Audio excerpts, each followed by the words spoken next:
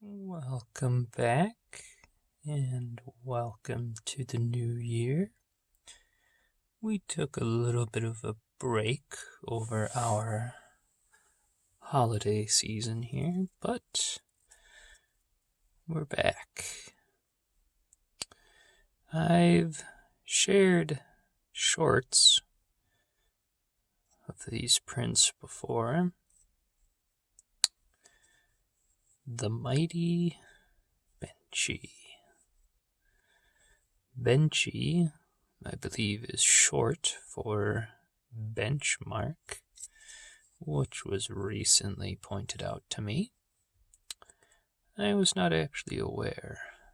I just thought somebody that designed this printing part simply just liked the name Benchy.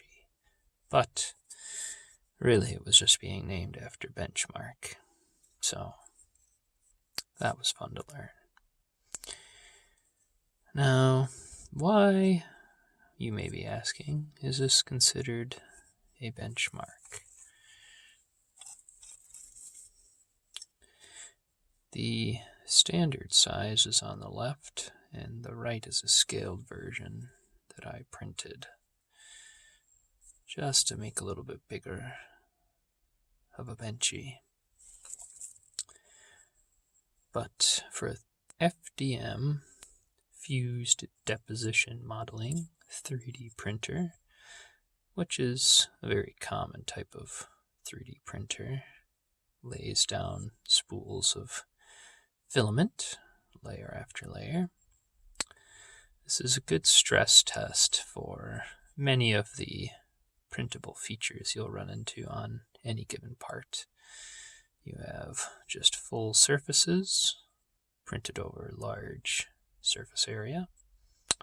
You have transitions from a large surface area to less surface area, which is actually what's creating this line.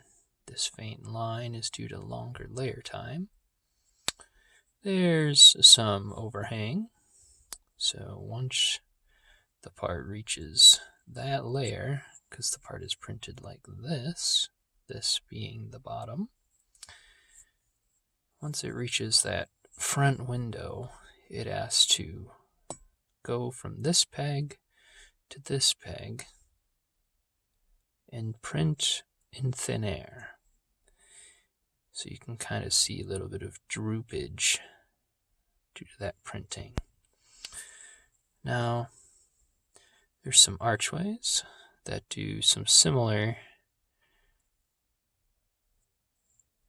area as this window, called bridging, but this one's a bit different where it's building up angles up to that surface instead of just being one abrupt crossover.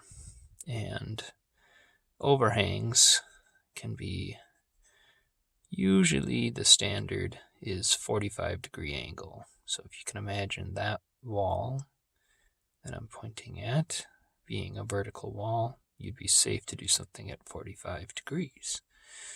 Now this one's a bit rounded, so it's tough to tell exactly where 45 degrees ends, but you can sometimes get away with deeper, even to 60 or 70 degrees of overhang without impeding your print. Really, it's just a nice model, really good stress test. And I don't know how many of these I've printed over my 3D printing lifetime, but it's been quite a few.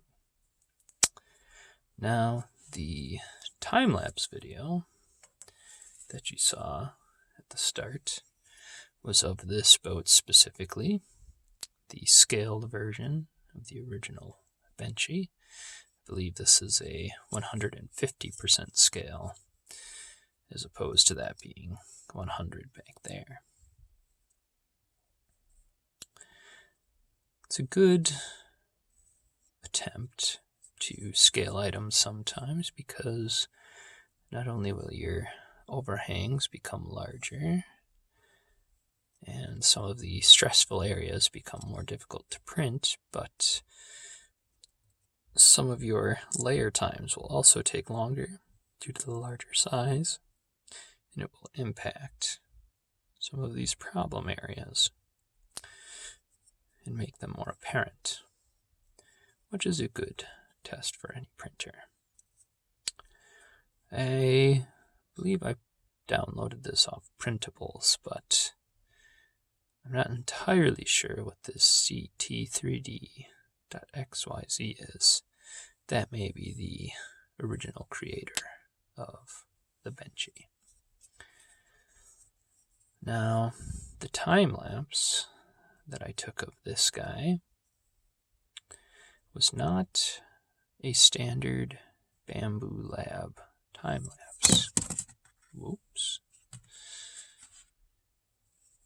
It was actually something I created on the side of the machine with a Bluetooth photo clicker that I hooked up to my smartphone so that after each layer was printed, my smartphone that I'm recording on right now would take a picture of each layer, and then I sewed those together in my editing software, and we produced a very nice time lapse. The only problem being I had my camera hooked up very near to the printer, which created some vibration, as I'm sure you could tell. Yeah, so not a crazy video, but just a good video to show the difference between some Benchies. Something is a good indicator here. You see on this lighter green, mint green part, you can kind of see those waves along the hull, and you can't quite see the waves here. There's a good indicator. You can't quite see those same waves on the left Benchy. That's an identifier of banding on my X1 carbon. Or maybe a better way to say it is the rods were not cleaned, and it made skipping happen on the carbon rods. And that generated that ugly bit of jumping around that you see on that surface for each layer. So we were able to clean those up and print a better Benchy. This one does, however, have less of a apparent hull line on the bottom here, so some other things to think about in settings that I'll have to look at.